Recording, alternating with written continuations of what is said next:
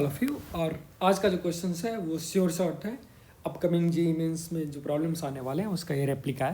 तो चलो हम देखते हैं, और इस तीनों में से अगर कोई प्रॉब्लम एग्जैक्टली आपको आ जाए तो फिर मुझे मत बोलना जो मैंने पेपर को और क्वेश्चंस को आउट कर दिया। जिन्होंने मेरे चैनल को सब्सक्राइब नहीं किया आप जल्दी से सब्सक्राइब कर लीजिए, क्योंकि मैं ऐसी बेहतरीन कॉन्टेंट आपके पास लाने वाला हूँ। ठीक है, तो ये जेईई मेंस 2025 का एक प्रॉब्लम है। यहाँ पर तुम देख सकते हो कि 3 इक्वेशंस दिया गया।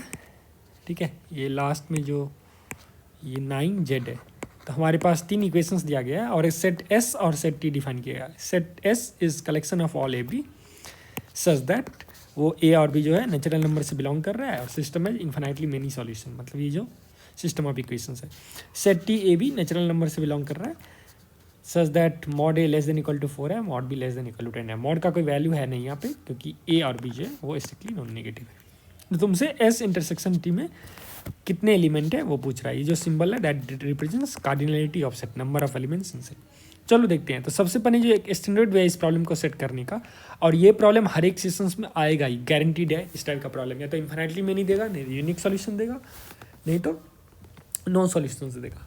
तो आपको पता है जो सबसे पहले अगर मैं क्रेमर्स रूल का बात करूँ, जैसे मेथड 1 से अगर मैं बनाऊँ इसको, तो डेल्टा को इन्फिनिटली मेनी सॉल्यूशन के लिए मैं 0 करूँगा, फिर डेल्टा 1 को 0 करूँगा, डेल्टा 2 को 0 करूँगा, यही आप करते हो राइट। डेल्टा 3 को 0 करोगे तो ये जो है एक ये कंडीशंस देगा, एक ये रिलेशंस देगा, रिलेशन देगा ए और बी में। लेकिन याद रखना ये रिलेशन नेसेसरी है, सफिशिएंट नहीं है, क्योंकि ऐसा हो सकता है यहाँ से जो रिलेशन आया, यहाँ से जो ए और बी का वैल्यू आए, उस ए और बी के वैल्यू पे, उस ए और बी के वैल्यू पे क्या होने वाला है अपने पास, ऐसा हो सकता है उस ए और बी के वैल्यू पे जो हमारे पास आ रहा है करस्पॉन्डिंग, वो इन्फिनिटली सॉल्यूशन नहीं आया है, क्योंकि ये कंडीशन से 2 आ सकते हैं, तो इन्फिनिटली मेनी सॉल्यूशंस होंगे या फिर नो सॉल्यूशंस होंगे। ठीक है, ये दोनों को इम्प्लाई कर सकता है, ये दोनों को इम्प्लाई कर सकता है। जैसे कि मान लो अगर मैं बहुत ही एक सिंपल एग्जाम्पल लूँ, तुम्हारे पास 0x plus 0y plus 0z equal to 1 है, और मान लो फिर से 0x plus 0y plus 0z equal to 1 है, और x plus y plus z equal to 2 है। तो ये तो क्लियरली तुम्हारे पास देखो सबका सब डेल्टा 0 है यहाँ पे राइट। लेकिन तो यहाँ पे डेल्टा देखोगे तो वो भी 0 हो जाएगा, डेल्टा 1 डेल्टा 2 डेल्टा 3 तीनों का तीनों 0 है, क्योंकि एक रो और कॉलम को ही मैं 0 0 0 कर दिया हूँ।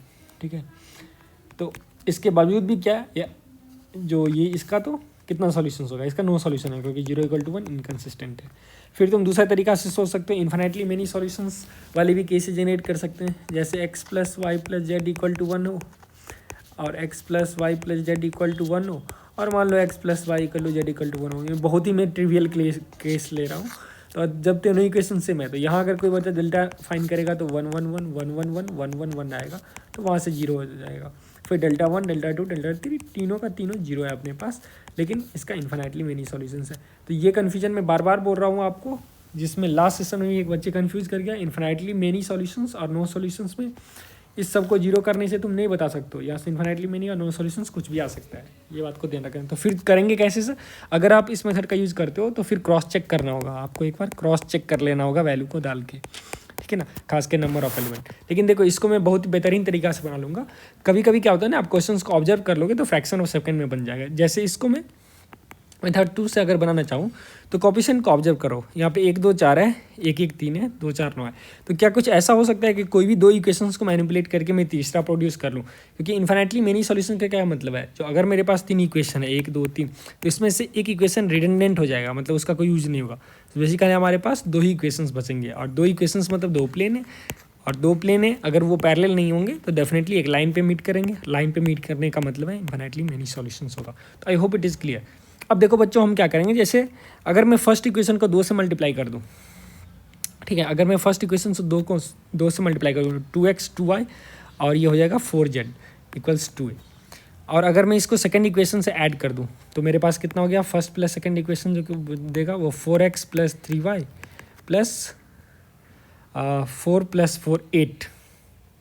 ठीक है, तो मेरा क्वेश्चन जो है वो यहाँ पे थोड़ा एक सेकंड मुझे चेक कर रहे हैं, तो क्वेश्चन क्या था, हाँ यहाँ पे 8z था, क्वेश्चन में तुम्हारा 8z था यहाँ पे, सॉरी। तो 4x plus 3y plus 4 4 8z जो है वो मेरे पास आ गया 2a प्लस 2 राइट। अब मेरे पास थर्ड इक्वेशन है वो 4x plus 3y plus 8z जो है वो आ गया b।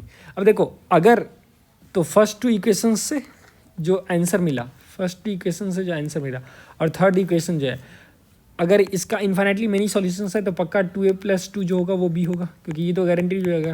क्यों? क्योंकि अगर 2a+2 को मैं b कर दूं तो इसका मतलब क्या है, इसका मतलब है एक इक्वेशन रिडंडेंट हो गया, एक इक्वेशन का कोई यूज ही नहीं है, थर्ड इक्वेशन जो है उसका कोई यूज ही नहीं है। तो यहाँ से मैं क्या बोल सकता हूँ, b = 2a+2। अब जैसे ही मैं b = 2a+2 डालूंगा तो अब तुम खुद से सोचो, अब a का वैल्यू यहाँ पे दे रखा है, मॉड a को तुम a से ओपन करो तो a का वैल्यू 1 2 3 4 जाएगा, b का वैल्यू 1 2 3 से 10 जाएगा। अब b = 2a+2 है तो a का वैल्यू अगर हम 1 देंगे तो b 4 पॉसिबल है, एक पेयर मिल गया। a का वैल्यू 2 देंगे तो b 6 पॉसिबल है, 2 पेयर मिल गया। a 3 देंगे b 8 पॉसिबल है, 3 पेयर मिल गया। a 4 दोगे तो b 10 पॉसिबल है, ठीक है। a 5 दो a 5 तुम डाल ही नहीं सकते हो, इसका मतलब यहाँ पे कितने पॉसिबिलिटीज है, a और b के 4 पॉसिबिलिटी हैं। ऐसे इंटरसेक्शन टी में जो है वो 4 एलिमेंट्स होंगे। तो ये बहुत अच्छा क्वेश्चन था, जेईई मेंस 2025 में आने वाला है। So I hope you have enjoyed this. चलो अब दूसरे प्रॉब्लम्स को देखते हैं। इसमें पूछ रहा है जो XYZ जो है वो तीनों नॉन जीरो है और ये 3 सिस्टम एप्लीकेशन दे रखे हैं, तो आपको वैल्यू पूछ रहा है a² + b² + c² + 2ab का, ठीक है।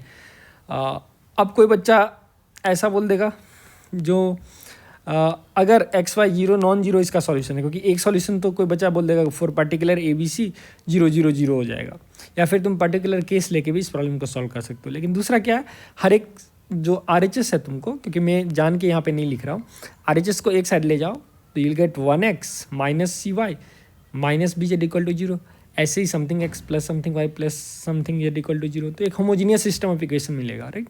जैसे ही आपके पास होमोजीनियस सिस्टम ऑफ इक्वेशन मिलेगा तो होमोजीनियस का नॉन जीरो सॉल्यूशंस कब होगा, जब कैपिटल डेल्टा जो होगा वो जीरो हो जाएगा। जैसे ही कैपिटल डेल्टा करोगे तो ये जो डिटर्मिनेंट वैल्यू आएगा उसका वैल्यू आ जाएगा, ये 1 और 2 आएगा, वो आप चेक कर लीजिएगा। तो ये दूसरा क्वेश्चन आने वाला है जेईई मेंस 2025 में। ये भी एक अच्छा क्वेश्चन है। यहाँ पे x + y + z 1 दे रखा है, x + ay + a² z a³ दे रखा है, x + by + b² z b³ दे रखा है। तुमसे पूछ रहा है XYZ का वैल्यू। अब कोई बच्चा डायरेक्टली सॉल्व कर सकता है, 2 इक्वेशन को सब्ट्रैक्ट कर देगा और फिर तीसरे फर्स्ट 2 इक्वेशन से तुम x को एलिमिनेट कर दो, सेकंड 2 से x एलिमिनेट कर दो, फिर y निकालो। लेकिन एक स्मार्टनेस है, तुम देखो ये तीनों इक्वेशन जो है एक रिदम में है। कैसे, फर्स्ट इक्वेशन को तुम देखो और सेकंड और थर्ड को देखो तो एक रिदम में लग रहा है। कोफिशिएंट ऑफ x 1 है तीनों में, कोफिशिएंट ऑफ y है समथिंग है, लेकिन z का कोफिशिएंट उसका स्क्वायर है और कांस्टेंट उसका क्यूब है। तो क्या हम पहला इक्वेशन को भी इस ड्रेसअप में डाल सकते हैं क्या? सोचो, बिल्कुल डाल सकते हैं, क्योंकि y को लिख सकते हैं 1y, z को लिख देंगे 1² z और 1 जो RHS में उसको 1³ लिख देंगे।